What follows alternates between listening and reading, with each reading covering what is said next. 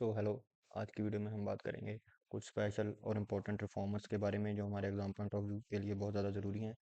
जैसे कि आप अपनी स्क्रीन पर देख सकते हैं, ये फ़ोटो है श्री नारायणा गुरु जी की। देख सकते हैं। अब मैं यहाँ पे आपको उनके बारे में लिख लिख के बताऊंगा। श्री नारायणा गुरु जी का जन्म हुआ था अगस्त 22, 1856 को केरला में। ये एक बहुत ही बड़े सोशल रिफॉर्मर थे। ये बिलोंग करते थे एजावा कास्ट से। इसको आपने नोट कर लेना है अपनी नोट्स वाली नोट में। ये बहुत ही ज़्यादा इम्पोर्टेंट है कि ये किस कास्ट से बिलोंग करते थे। और इन्होंने जो था एक एंटी कास्ट मूवमेंट जो थी वो चलाई थी और उसको एडवोकेट किया था।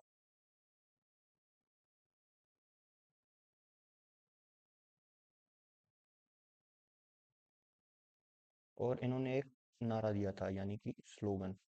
और इनका स्लोगन था वन कास्ट, वन रिलीजन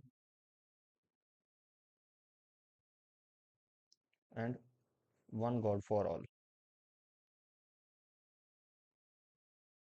और इन्होंने अपनी संस्था को डेडिकेट करते हुए एक भगवान शिव का टेम्पल भी बनाया था। और उसके बाद इन्होंने कुछ बुक्स भी लिखी और इनकी बुक्स के जो नाम है, जो मेन बुक्स हैं, उनका नाम मैं आपको यहाँ पे लिख देता हूँ। इनकी सबसे मेन बुक का नाम है आश्रमा और अद्वैता दीपिका। अब हम आएंगे हमारे नेक्स्ट सोशल रिफॉर्मर पर, जिसका नाम है शिव दयाल साहिब। ये आगरा से थे। नोट कर लीजिएगा, इनका नाम है शिव दयाल साहिब। ये आगरा से थे और ये एक बैंकर की नौकरी करते थे। और ये फॉर्मर हैं राधा स्वामी के।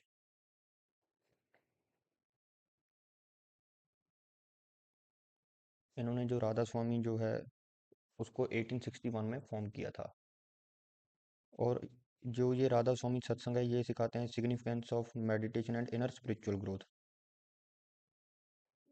और ये राधा स्वामी सत्संग व्यास जो डेरा है, ये बहुत ही ज़्यादा नॉर्थ इंडिया में ये प्रभाव है, इनका इन्फ्लुएंस बहुत ज़्यादा है। इनके बारे में इतना ही है।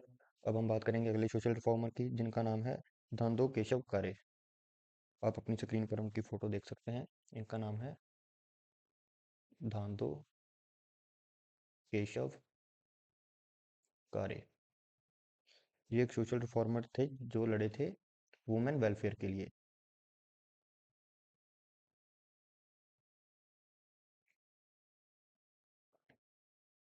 इनकी जो लड़ाई थी वो थी वुमेन एजुकेशन के लिए।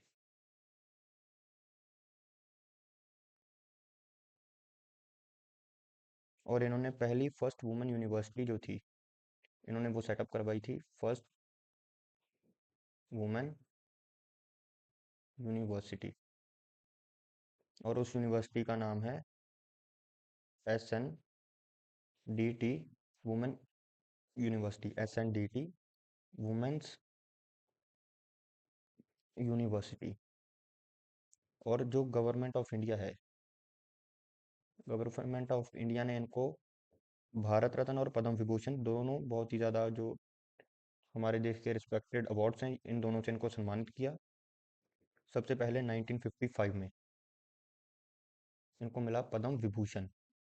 और 1958 में इनको मिला पद्म 1958 में इनको मिला भारत रत्न।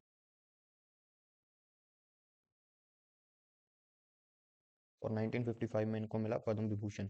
और इनकी इनकी दो ऑटोबायोग्राफीज भी हैं जो इन्होंने खुद लिखी हैं।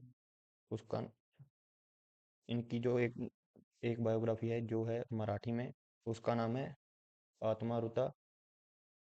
ये वाली इनकी जो बायोग्राफी है ये मराठी में है, और जो इंग्लिश वाली है वो है लुकिंग बैक। ये इनकी बायोग्राफी की इंग्लिश वर्जन है, लुकिंग बैक, इंग्लिश वर्जन।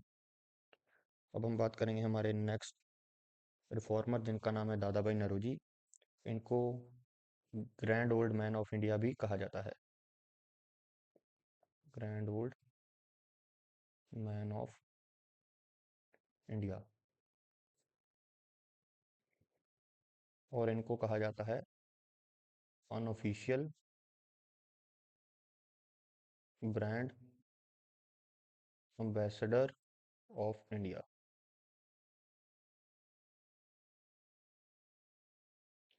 इन्होंने ईस्ट इंडिया एसोसिएशन की फॉर्मेशन की थी 1867 में।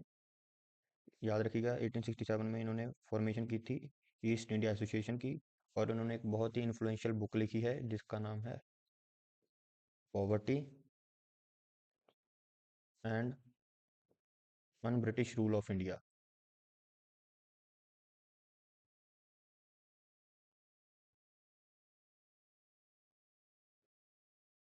और ये जो हैं वो को फाउंडर थे एंग्लो गुजराती पेपर, जिसका नाम था रस्तगोफार। वो इन्होंने फॉर्म किया था 1854 में।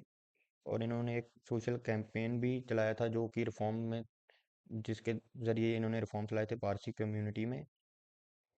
याद रखिएगा, इनका जो सोशल रिफॉर्म कैंपेन था वो पारसी कम्युनिटी से रिलेटेड था। अब हम नेक्स्ट रिफॉर्मर की बात करते हैं। ये हैं हमारे अब्दुल लतीफ़ खान, नवाब अब्दुल लतीफ़ खान।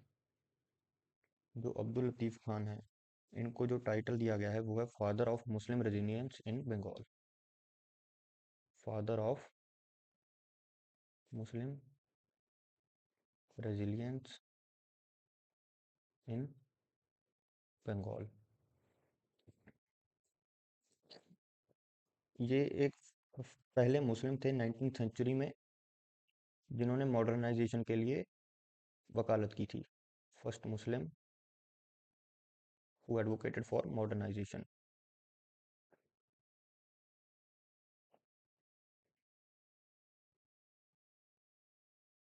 और ये जो टाइटल है father of Muslim resilience in Bengal, ये इनको टाइटल ब्रिटिश ने दिया था 1880 में।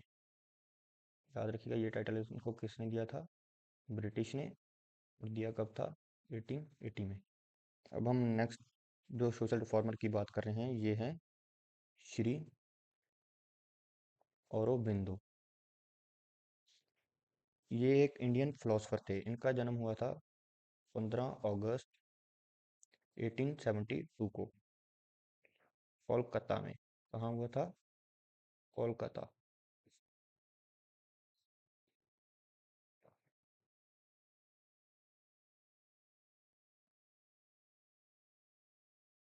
ये एक फिलोसफर थे, योगी थे, गुरु थे, पोइट और नेशनलिस्ट थे। और ये ऑथर रहे हैं बुक्स के, जो है द लाइफ डिवाइन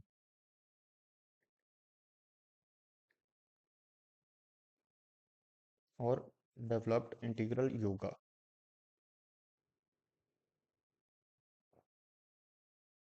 और अलीपुर बॉम्ब केस के रिलेटेड इन्होंने एक कैंपेन लॉन्च किया था जिसका नाम था कर्मा योगिनी, 1909 में। और उसके तहत ये एक वीकली जर्नल लाते थे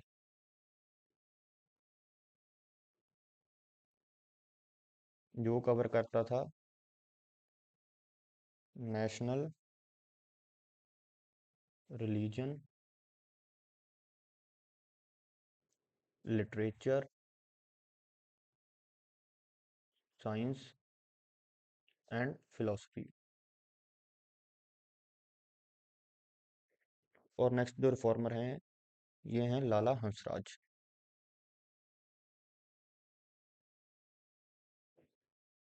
ये एक बहुत ही फेमस एजुकेनिस्ट हैं इंडिया के। और ये बहुत बड़े फॉलोअर थे आर्य समाज के। और ये आर्य समाज में बहुत ज़्यादा फेमस भी हैं।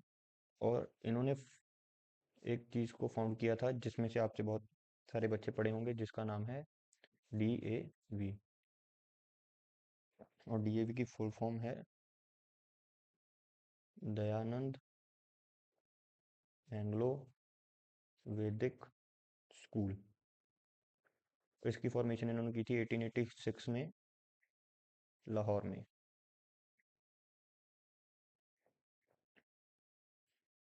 और हमारे जो नेक्स्ट रिफॉर्मर हैं, इनके नाम के स्पेलिंग में आप कभी भी नहीं बोलोगे, ये बहुत ही डिफरेंट सा नेम है क्योंकि ये साउथ की तरफ के थे। इनका नाम है कंदुकुरी वीरेशलिंगम। स्पेलिंग नोट कर लीजिए, कंदुकुरी वीरेशलिंगम।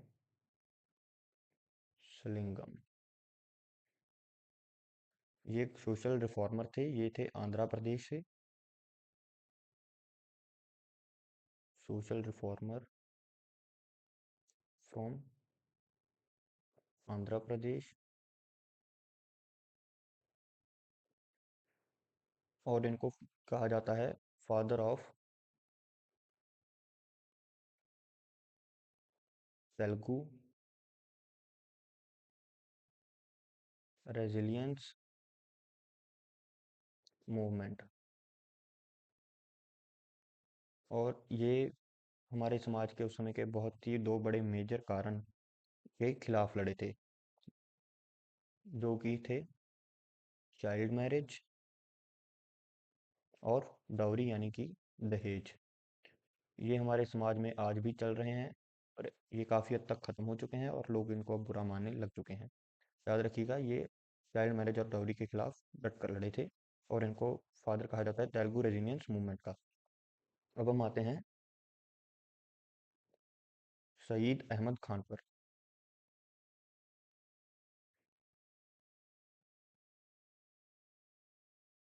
ये जो हैं सईद अहमद खान, ये फाउंडर हैं अलीगढ़ मुस्लिम यूनिवर्सिटी के। याद रखिएगा, Syed Ahmad Khan is founder of Aligarh university, Aligarh Muslim university. ये जो थे, ये एक फॉरवर्ड लुकिंग इस्लामिस्ट रिफॉर्मर थे।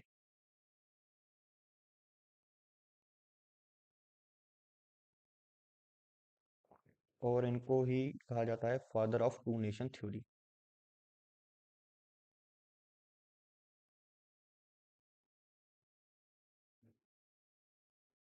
और लास्ट में हम बात करेंगे एनी बेसंत की।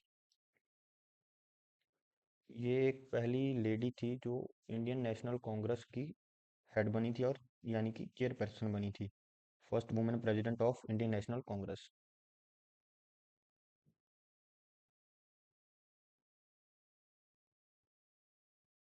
ये प्रेसिडेंट बनी थी साल 1917 में।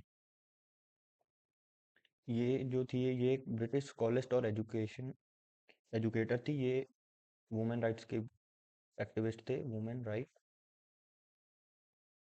एक्टिविस्ट।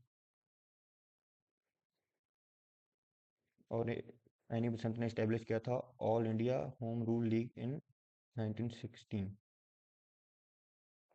और ये फाउंडर हैं हिंदू कॉलेज की, जो कि है बनारस में।